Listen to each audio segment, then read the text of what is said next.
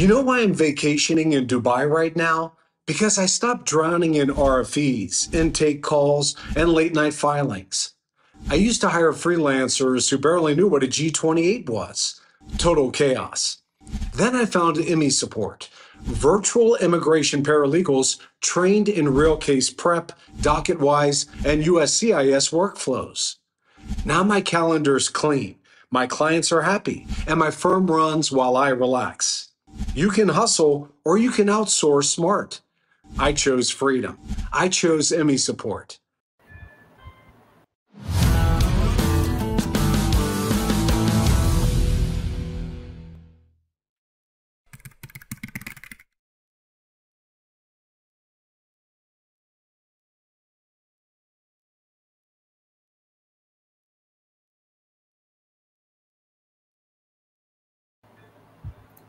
Welcome everyone to Immigration Talk Show. I'm Nipasa and I'm going to be your host for this session that's lined up.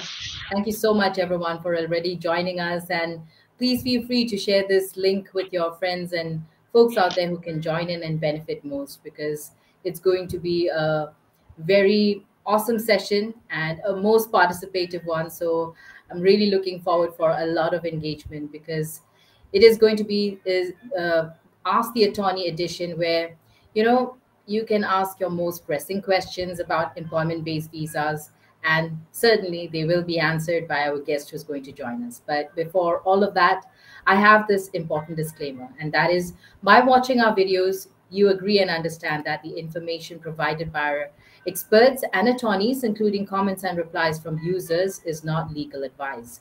Use of information is at your own risk. So I hope you keep that in mind throughout this whole session.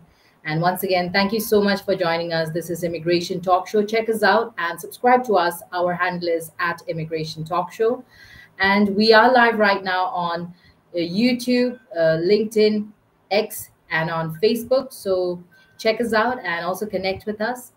And another best thing is that apart from commenting wherever you're watching us, you can also call us. So dial this number if you want to ask your question directly to the attorney, and the number, you can see it on the screen above, 425-436-6335. And when they ask for the access code, you dial 988-888.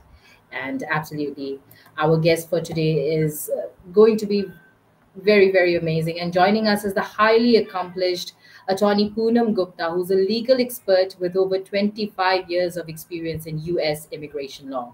So her practice spans not only business and employment immigration, but also includes deep knowledge of intellectual property and litigation, making her, uniquely positioned to address the complex and evolving landscape of employment-based visas. So whether you're an employer, international professional, or student, navigating the US immigration system, I think this is your chance to ask your questions directly and get real-time insights from, this seasoned expert. So do not hesitate, drop your questions in the chat, and please help me welcome attorney Poonam Gupta once again to Immigration Talk Show. Hi, Poonam, good to have you back. Hi, Nipasa, great to be back, and looking forward to an exciting show where we can address some of the pressing questions our viewers may have. Absolutely. I too am excited, and I'm hoping that they drop their questions soon. But I think as we wait, we do have some questions already, which, our controller can display on the screen. This is from our YouTube channel. So I think they are going to be very relevant and employment based. So control, if you can please display them.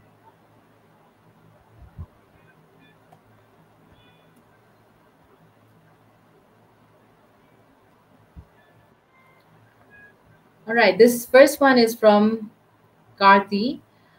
My H-1B application was selected in the lottery, but my current employer is not filing my petition. Can another employer file the petition for me? June 30th is the last date. Please help. Karthi, you're in a tough situation, and I'm sorry that your employer is not willing to file the petition for you. If another employer also submitted an H-1B lottery registration for you, then all the both employers or multiple employers, as many employers as you want, applied for it, then those would be, all of those employers would be able to submit a petition for you. It's less than 5 days now for the deadline, but it is possible. If, however, the other employer that is willing to petition for you did not submit an H-1B registration lot, entry for you in the lottery, then unfortunately you may be out of luck. So I hope that you had multiple employers submit the lottery submission for you, and I wish you the very best. All the best, Karthi, and I really hope that something falls in place for you. But thank you so much, Poonam, for taking that up. Let's go on to our next one. This is from Jaskaran. So, hi, ma'am. I have a question about 14 visa. My priority date is 21st June 2006 and 30 December 2024. When I will expect my interview? So this is actually about a family-based green card priority date. And it is, I am unsure what country they're from. Based on the name, I'm assuming India, but it's, and I'm not sure what December 30th, 2024 is, but based on the visa bulletin, they will be able to find out what is the priority date. If their priority date is already current, then they can reach out to the consulate asking for additional guidance. If they have not heard from the National Visa Center yet, then that may be the first stop before they go to the consulate. So there are lots of steps. I would encourage you to work with your attorney. If you don't have an attorney, then please consult with a seasoned professional who can guide you through this process. This is not a time to save money. This is a time where you want to be advised properly and correctly and timely. Otherwise, you may lose out on all the time. You've been waiting almost 20 years, and you don't want to lose out on this just because you don't think an attorney is needed. Definitely much needed, especially that immigration could be a very, very complex process, especially right now, from what we hear every day with new updates. So it's always best to consult with an attorney, and do check out this link, which you can see on the screen, in case you want to have a consultation with Attorney Poonam Gupta. And Poonam, we have, viewers who have joined us with their questions. So I'm very happy that they have. And hello to Ricky, Bhargav, Sakshi. Stay with us. Let's take up this first one. This is from Ricky. Ricky's asking, is there any benefit for one on H-1B visa to consider moving to O1 sponsored by the employer? Depends on your situation, Ricky. There are some situations where an O1 may be better. Sponsored by an employer, if you're going to an O1 sponsored by an agent that gives you the flexibility to work for multiple employers, that may make sense in some situations. Moving to an O1 sponsored by the employer may make sense in other situations. But if you're already on H-1B, and which is sponsored by the employer, then switching to an O1 sponsored by the employer may make sense only in a limited situation. And there may be a few situations, but the one that comes to mind is where you are running out of your H-1B time and the employer needs more time to complete the firm process for your green card. So there are lots of nuances, a lot of hypotheticals, but by and large, H-1B is a better visa to be on because of its dual intent. One, two, the ability to extend it beyond 6 years, and ability to even file your green card and retain the ability to travel while the green card application is pending. So there are a lot of benefits to an H-1B. O-1 has plenty of benefits, but sponsored by the employer, by the same employer, will depend on a lot more facts. So I will need a lot more detail than just that to tell you whether or not it would be advisable.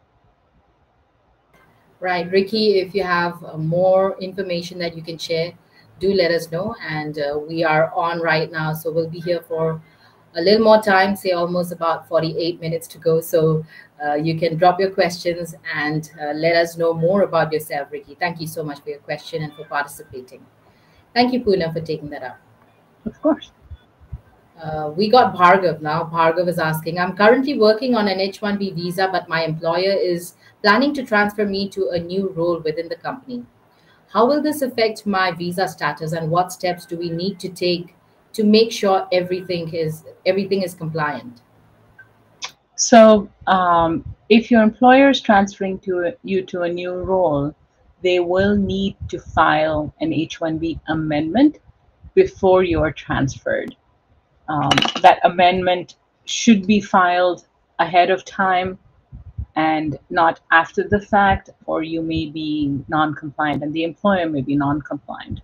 Especially, as Nipasa mentioned briefly before, given the current climate, we want to be extra cautious about compliance, and we want to be sure that we follow all the rules. The rules require that prior to any change in the terms of employment, an employer advise and notify USCIS of those changes, and typically that is through filing an amendment petition with them.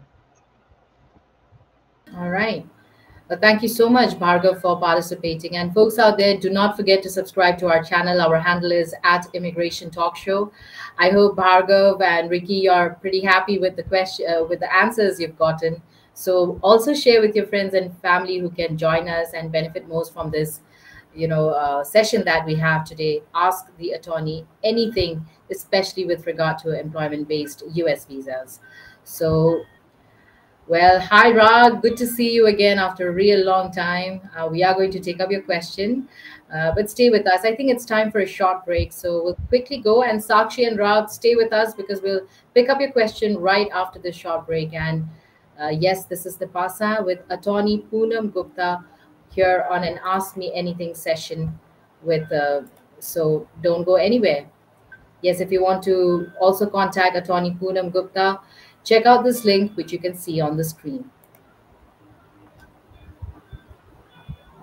You know why I'm vacationing in Dubai right now? Because I stopped drowning in RFEs, intake calls, and late night filings. I used to hire freelancers who barely knew what a G28 was. Total chaos.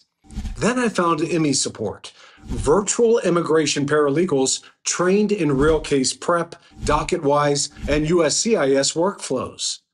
Now my calendar's clean, my clients are happy, and my firm runs while I relax. You can hustle or you can outsource smart. I chose freedom. I chose IMI Support.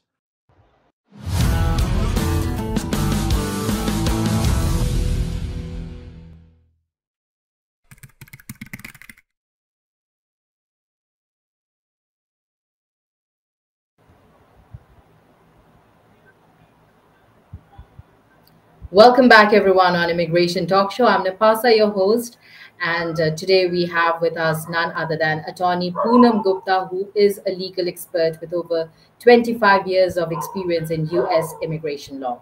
And we are having an Ask the Attorney Anything, so please feel free to drop your questions about employment-based visas. So ask the attorney anything you wish. And really, Attorney Poonam, it's good to have you. I've been enjoying the session already, and I'm looking forward for more participation from you folks. So share now, ask your friends to join if they have any questions, because this is an opportunity for you. All right, so Sakshi, as promised, let's take up your question. I've been working for my employer on an L1A visa for over a year, but now they want to promote me to a managerial position.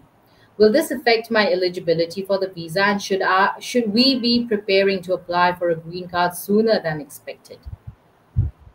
Thank you, Sakshi, for joining and for asking that question. So you mentioned that you're an L1A visa already. I'm assuming that you are already in a managerial role and moving to another managerial role within the company. And that moving to another role does not impact your eligibility for the L1 visa if you're moving from a managerial role to another managerial role, unless it is substantially different and material, unless there is a material change, which is the term of art used by USCIS. Then at that point, there may be an amendment that is required. But if it is career progression and you're moving up the career in your role to a different managerial position, that should not impact your eligibility for the visa. In terms of applying for green card sooner than later, please note that even though you may be in a managerial role right now and you may already be in L1A status, to be eligible for the green card under the multinational manager role category, you need to have been in a managerial role outside the US, and you need to be in a managerial role in the US. So both roles have to be outside managerial, both inside and outside the US. All right. Sakshi, there you go. I hope you've gotten your answer. If you have more follow-up questions, feel free to keep commenting. And thank you so much, Poonam, for taking that up for Sakshi. Of course. So this next one, this is from Rag, and he says, greetings, Nipa and Poonam. Good to see you too, Rag, really. I was saying after a long time. He's one of our regular viewers, but I sort of missed him in our shows. So thank you so much, Rag, for joining back. And Rag is asking, can I manage my startup without taking a salary on H4, no EAD, non-executive, CO, no pay? So Rag, thank you for joining and thank you for asking that question. This is a question that a lot of people get wrong, and this is a lot of question that people think they're okay to do. And I'm sorry to tell you that that's not true. What US immigration law requires is that if you are going to work in the United States, then you need to be authorized to do that work. If you are on H4 and you say you have no EAD, which means you have no work authorization, but if you are working, then whether or not you take the pay is immaterial, right? Whether you get paid in the US, whether you get paid anywhere else in the world, it doesn't matter. If you are working in the US, you need to be authorized to work in the US. If your role is a role that would have been a paid position were it not for your special circumstance. So say you had an EAD, say you were authorized to work in the US, would you be taking a salary? Would this still be a non-executive, non-salaried role? If yes, then maybe it may be possible for you to do. But in 99% of cases, that is not the case. So please be careful in how you interpret the rules and how you interpret the US law, especially under the current environment. You want to be extra careful. Yes, absolutely. Very well put, Attorney Poonam. So thank you so much for taking that up. And Rag, I already see another follow-up. So, okay, let's take it up. If I file the I-485, can I travel with my valid H-1B or H-4, or is an advance parole necessary to avoid secondary at point of entry? So great question, Rag. This is something, again, that is causes a lot of confusion for a lot of people. H1 and L1, H4 and L2. These are the only categories that have the ability to travel with a pending green card without the need for an advance parole. If you file for an advance parole and travel outside the US without it being approved, then that advance parole is going to get denied. But is that H1B and H4 still going to let you come back into the US? Absolutely. I always recommend that my clients travel in H or L status if they have that status, and to always maintain that status while they have a green card pending.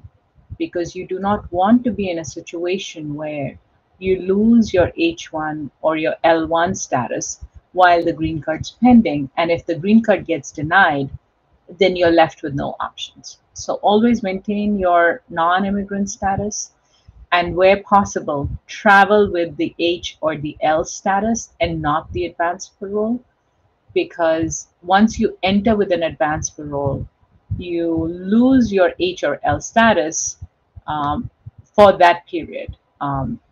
It's not as if you lose it completely and you can never get it back, but it is preferable to travel with the H or L status where it's possible. All right. So thank you so much, Poonam, for taking that up. And Rag says, thanks, Poonam, for the crystal clear replies. That's really sweet. Yeah. Thank you. And now, Ganesh, let's take up Ganesh's. Hi, Ganesh. Thank you so much for joining us here on Immigration Talk Show. Tell us where you're from, folks. As you join us to ask your questions, we'd also love to know where you're based. That way, I think we can connect more, and you'll get better answers also. Sometimes some questions also depend on state law, so I think that way. And yes, absolutely, if you want to connect with Attorney Poonam Gupta or have a one-on-one consultation with her, check out this link which you can see on the screen. And now we have Ganesh's question. He's asking, my manager says the perm process for an EB3 green card always takes years, so I shouldn't bother. Is this really true, or are there ways to speed things up? Hi, Ganesh. Thanks for joining, and thank you for asking that question. I'm sorry to hear that your manager is telling you that you shouldn't bother. And in all honesty, I would say, if your manager's telling you they don't want to sponsor you for green card, because that's what in effect they're telling you without telling you that they don't want to sponsor you for the green card, you need to find an employer that will sponsor you for the green card. It is true that the perm process currently takes years. The current processing time is upwards of 2 years right now for a perm to process from start to finish. But that does not mean that an employer should not start the process, because if there is no pending green card process for you, then you have no ability to extend your H-1B, which means once your 6 years on H-1B are up, you have to go back to your home country. All your hopes and dreams of building a life in the United States fall by the wayside. So yes, it's true that the green card process, the perm process takes years, but not doing it and not starting the process is misleading to you. And I would encourage you to reconsider whether you want to continue to spend your time and energy at an employer that does not value you. So true, so true. Thank you so much for that response, Poonam. And sometimes we look for support from the employers we are going to give our efforts, energy, and all our time to. And when that is not worth it, I think you should be able to read between the lines and just take your next step. Don't wait, because sometimes things will never turn for you in the good direction, especially with employers like that, I think. Correct. And the critical piece to remember is that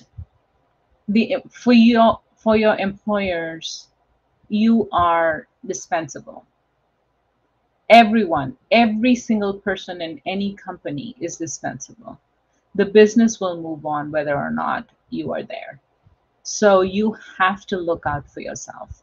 You have to put what you need to do for yourself and for your family, for your career progression above anything else.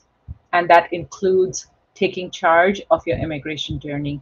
That includes being mindful of what you need to do about being on top of what will get you to the front, to the green card sooner than later.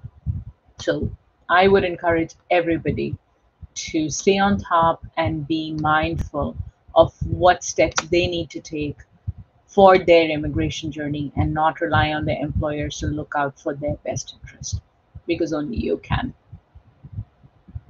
Yes, look out for yourself. Thank you so much, Poonam.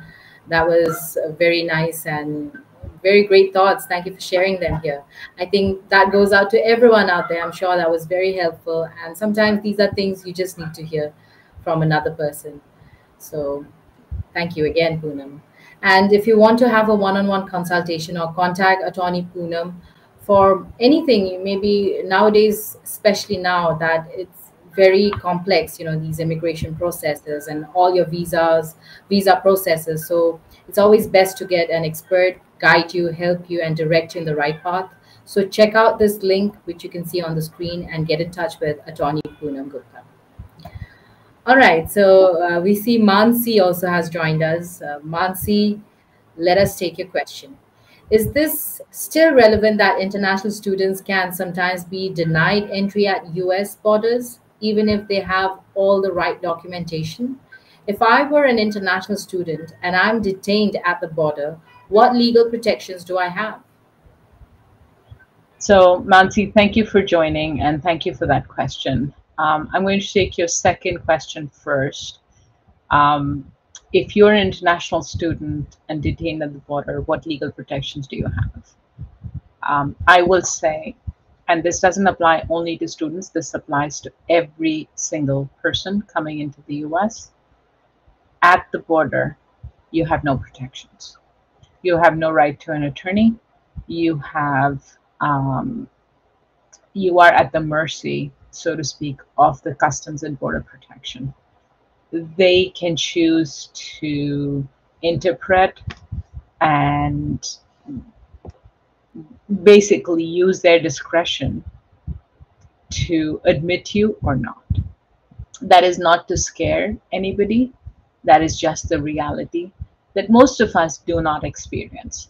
The reality, that is the reality, but the other part of the reality is that 99% of the folks do not get to see the negative aspect of this discretion.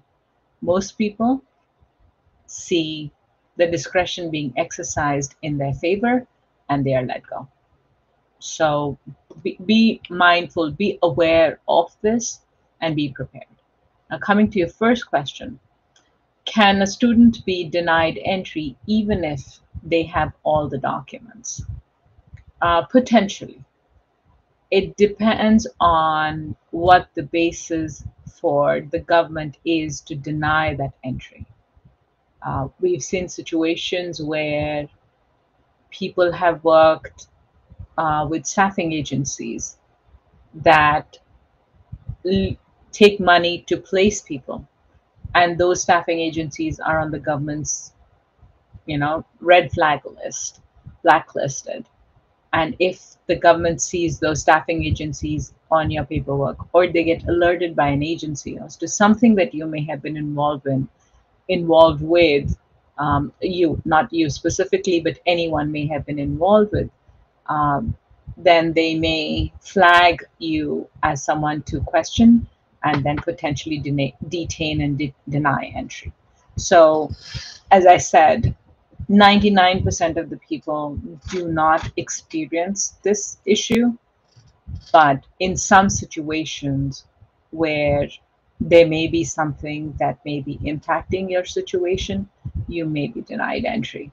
And if you are aware of any situation that may adversely impact, or you've heard of, and you know, the internet is a great thing, and various forums and chat forums and whatever are great because people get to know about all the things that are happening in real time sometimes. So if you've heard of people in a situation similar to yours that are getting detained or are having a hard time gaining entry into the US, it may be worth doing two things.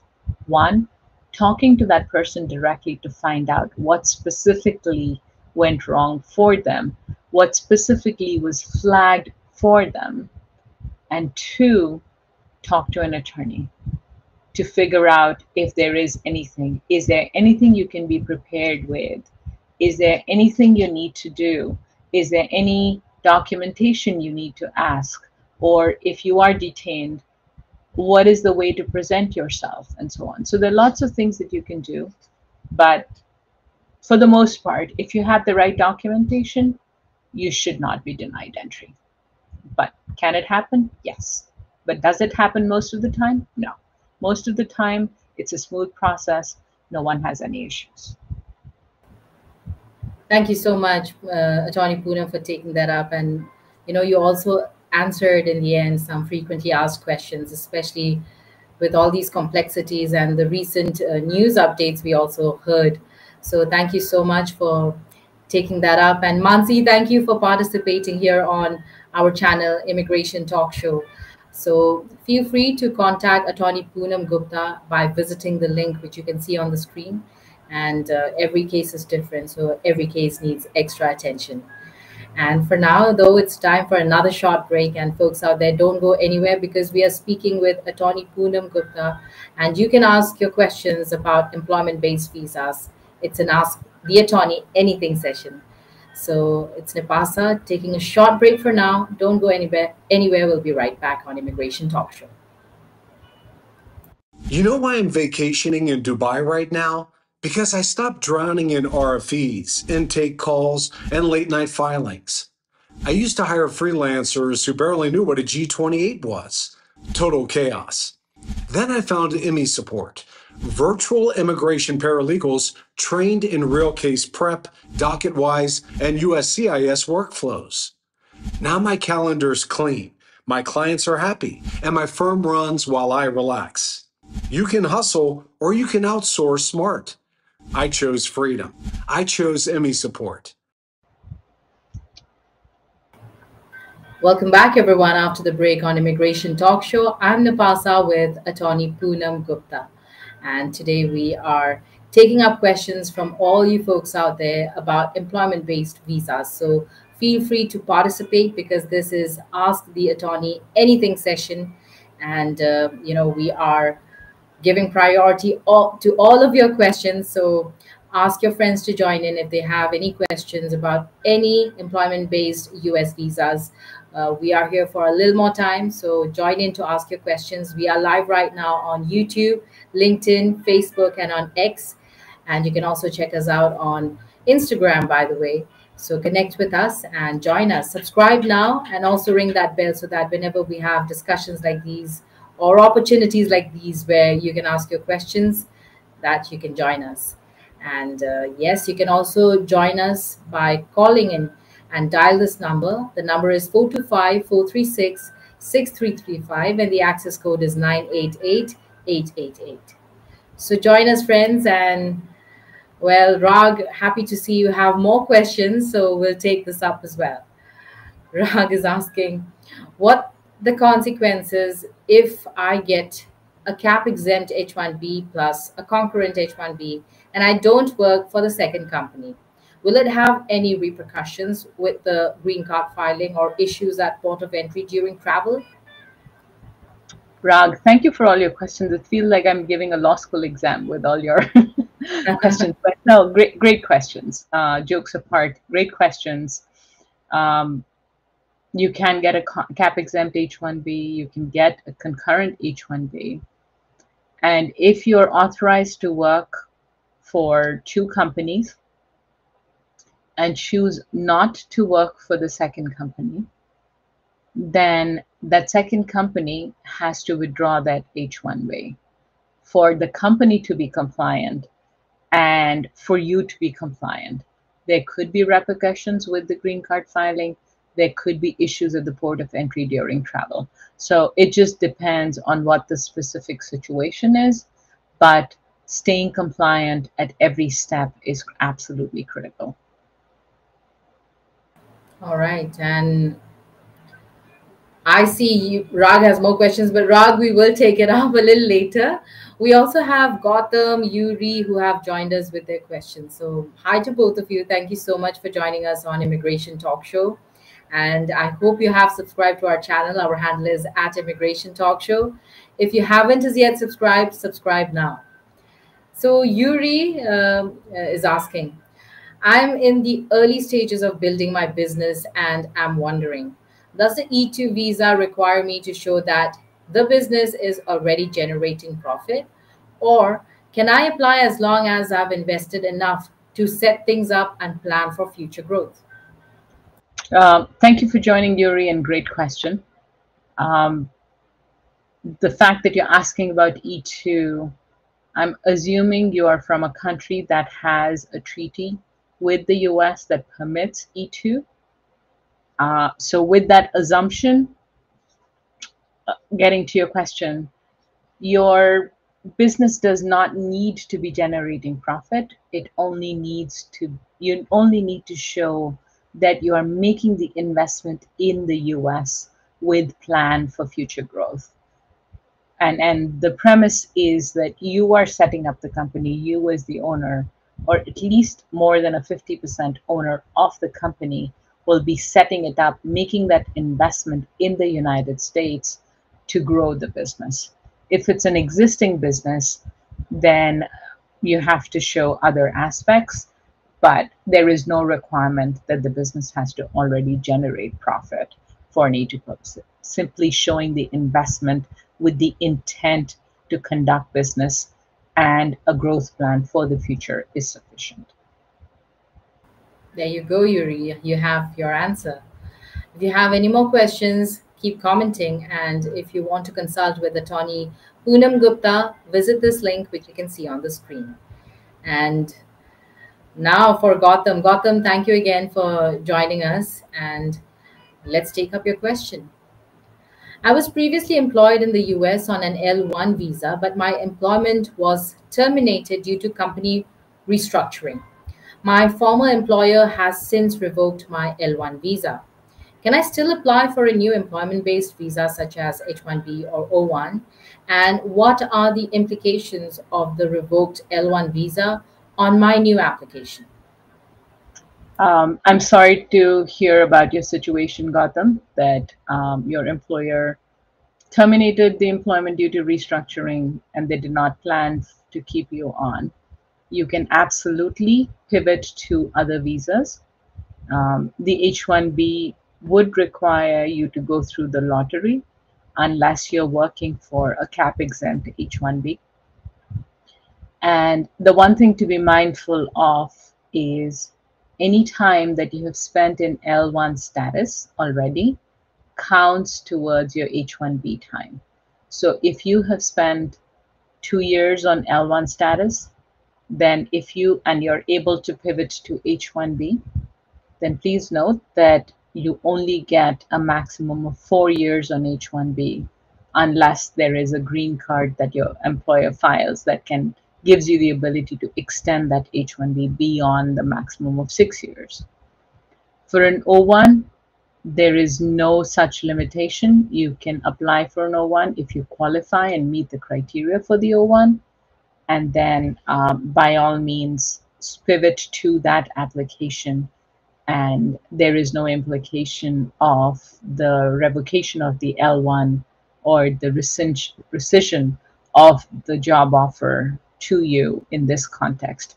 The one thing to be mindful of is you only have a 60-day grace period from the date of your termination of employment. So please be mindful of that date.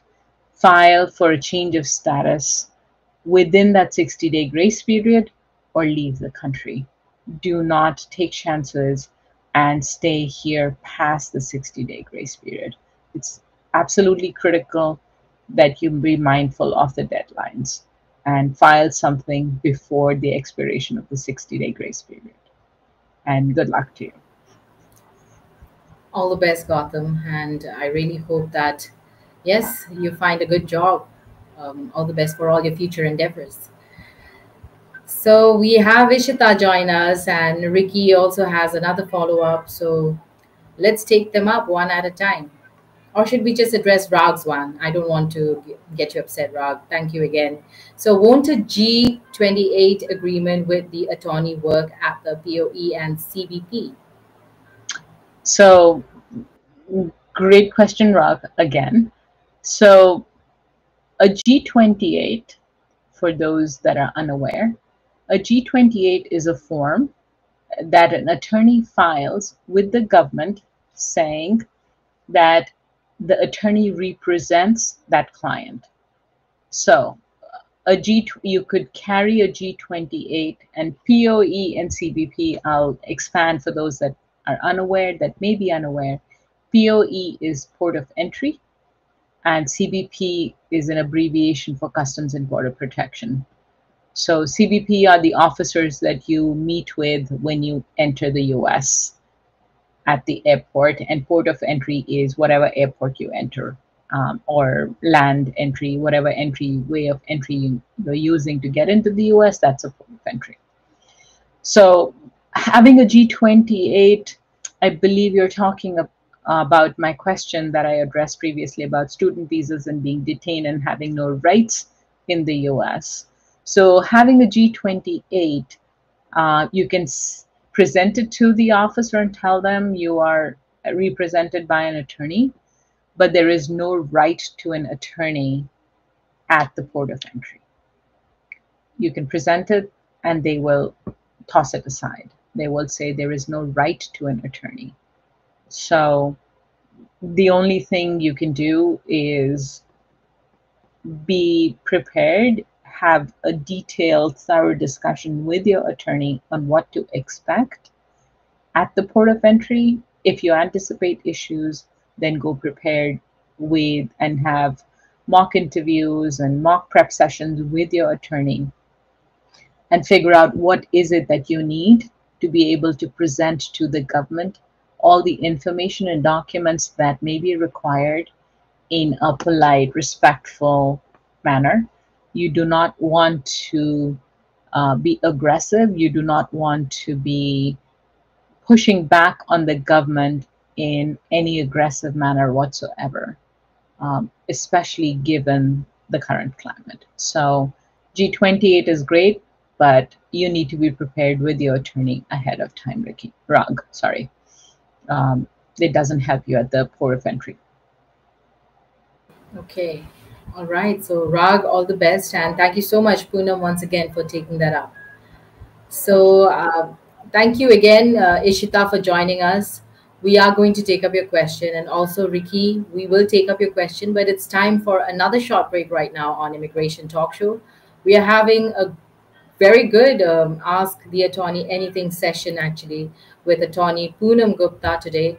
And you can ask questions about employment-based visas. So keep commenting. We will address your questions very, very soon. Or please feel free to dial this number to join us to ask your questions yourself. The number is 425-436-6335, and the access code is 988-888. Don't go anywhere. Let's go for a short break on Immigration Talk Show. It's me, Napasa. You know why I'm vacationing in Dubai right now? Because I stopped drowning in RFEs, intake calls, and late night filings. I used to hire freelancers who barely knew what a G28 was. Total chaos. Then I found IMI support, virtual immigration paralegals trained in real case prep, docket-wise, and USCIS workflows. Now my calendar's clean, my clients are happy, and my firm runs while I relax. You can hustle or you can outsource smart. I chose freedom. I chose IMI support.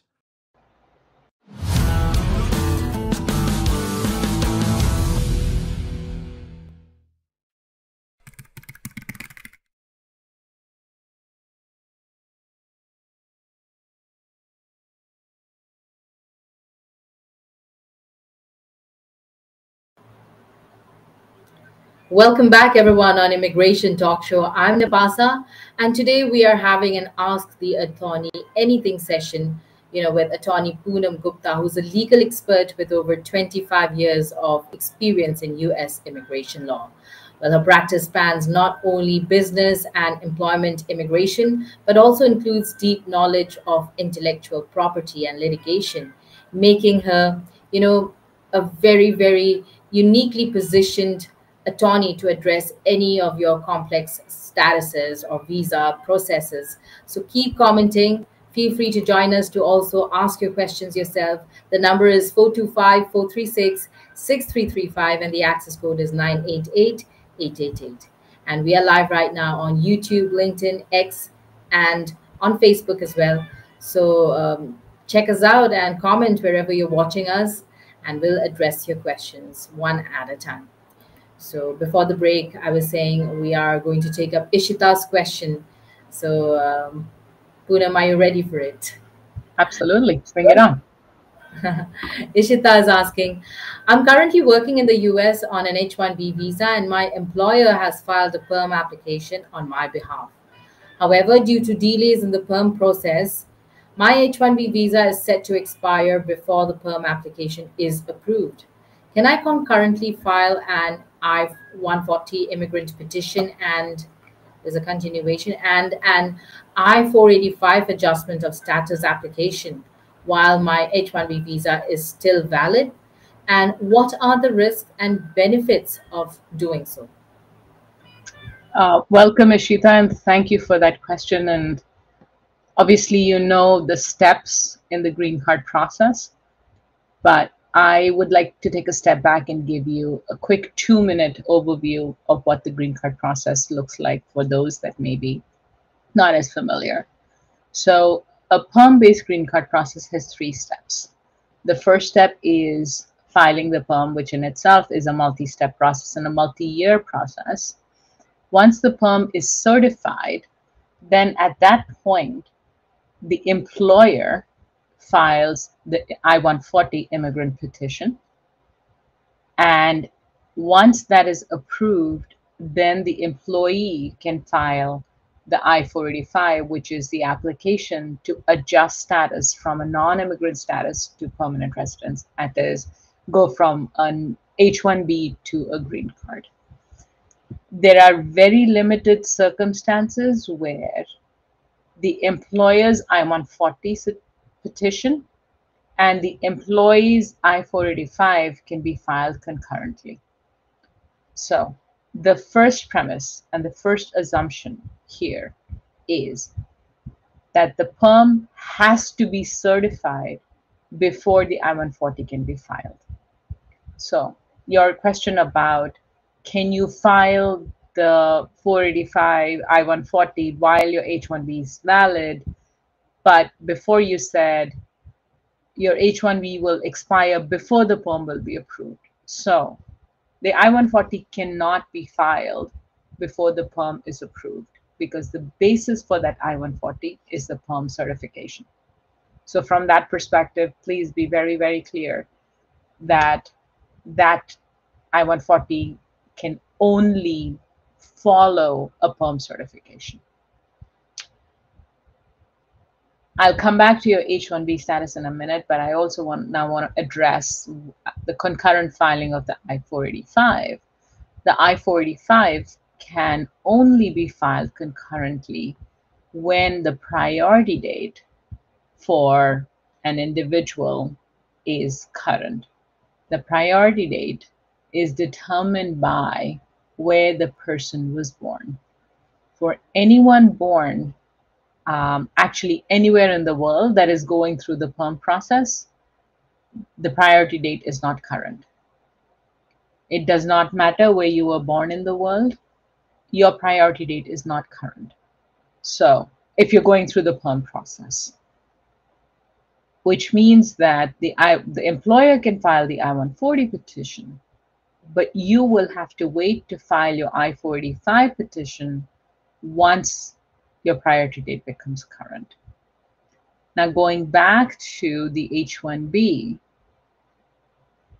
the question is, How will you stay in the US if your H-1B expires?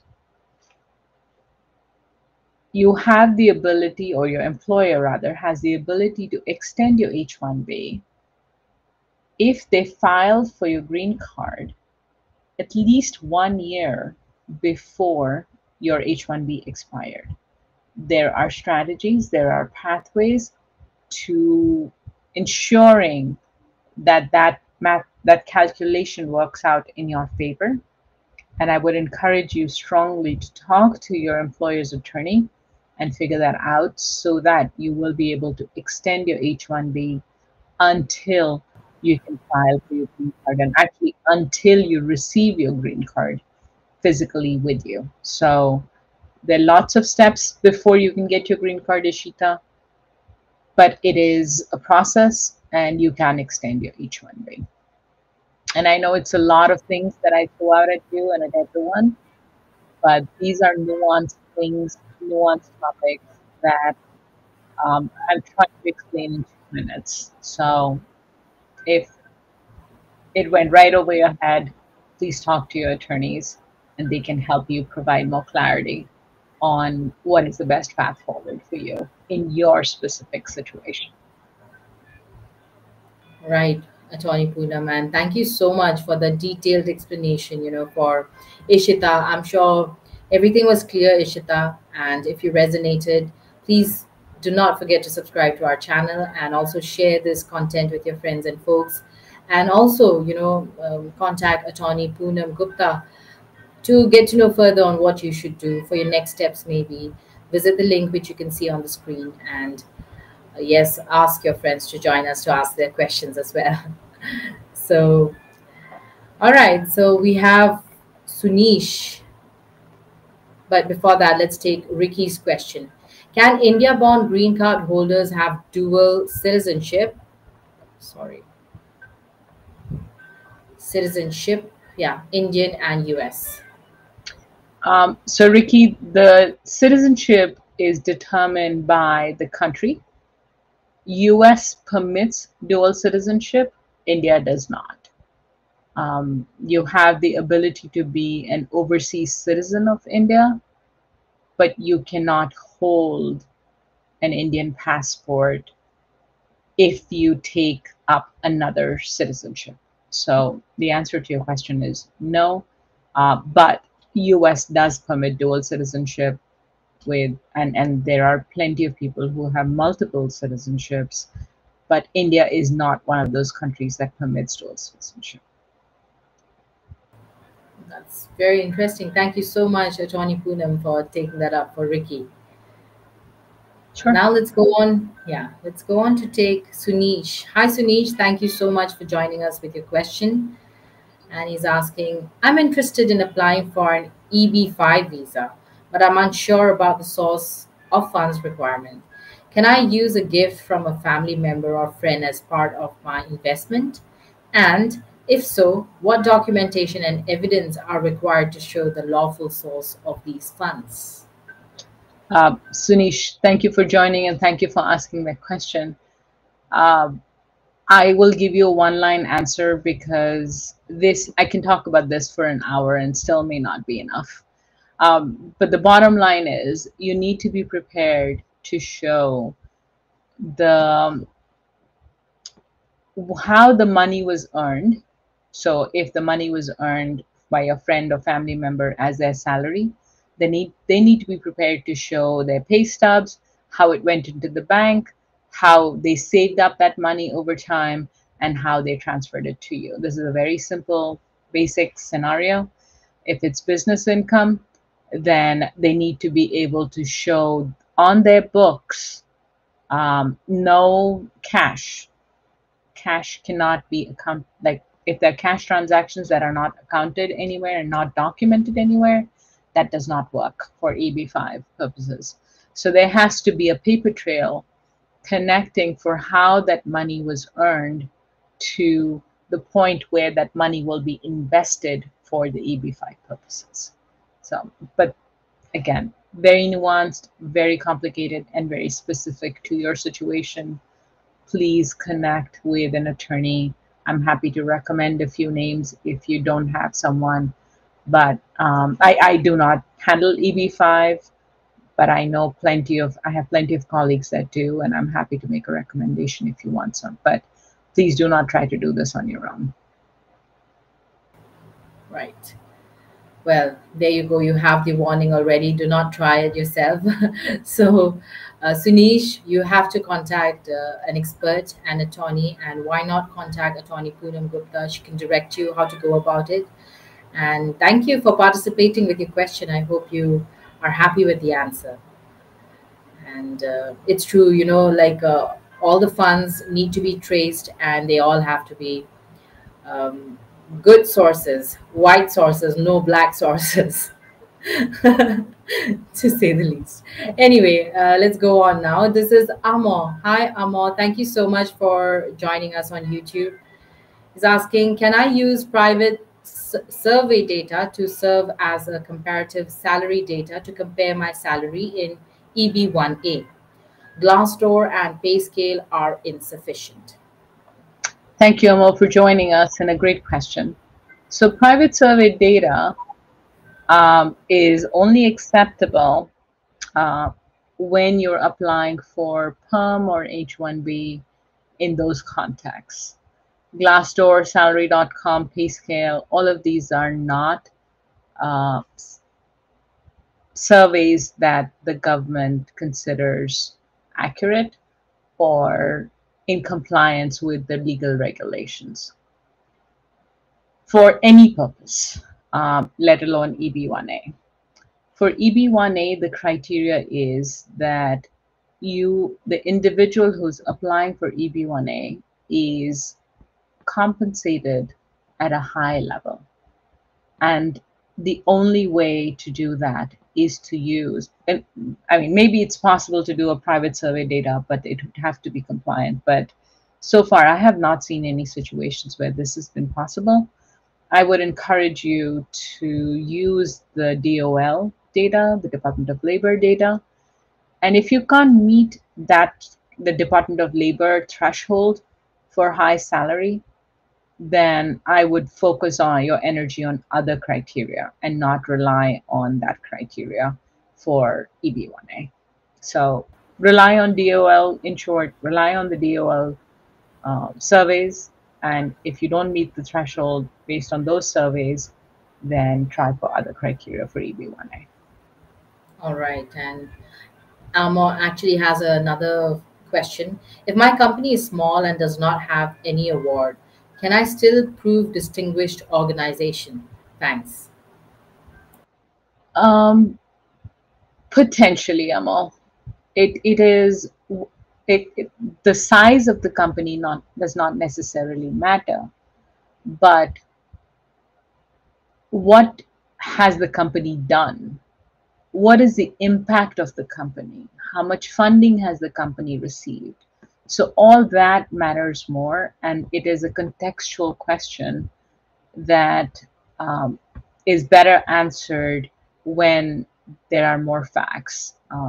It's difficult to provide you a comprehensive assessment on whether or not you meet those criteria just based on that. If you're looking for EB1A, if I can do a plug, go to my website. I have a free visa, AI visa assessment tool that's free for everyone. There is no obligation. Go to the website and try that assessment tool and see for yourself what chances of success currently you have with your EB1A. So I wish you the very best. And as I said, there is no commitment, there is no cost to taking that assessment. That's just my service to the immigrants in helping them take charge of their journey. So good luck. That's very nice. So check it out, Amor, and go visit the link which you can see on the screen. And he was also saying my salary is outside the US. Do you want to add anything else to Amor with that? No, again, if your salary is outside the US, then depending on where you are in the world, you may not meet the US thresholds. And if you're not meeting the US thresholds, then you have to meet the US thresholds to qualify for a US visa and US green card. So you may be doing great work, but it has to meet the requirements for US immigration. And I do realize sometimes it impacts people negatively, but it's US immigration. And those are the rules and requirements we need to follow. Yes. Thank you so much, Poonam, for taking that up. And well, what can I say? We do have more questions from Ricky, and I think this will be one of our last.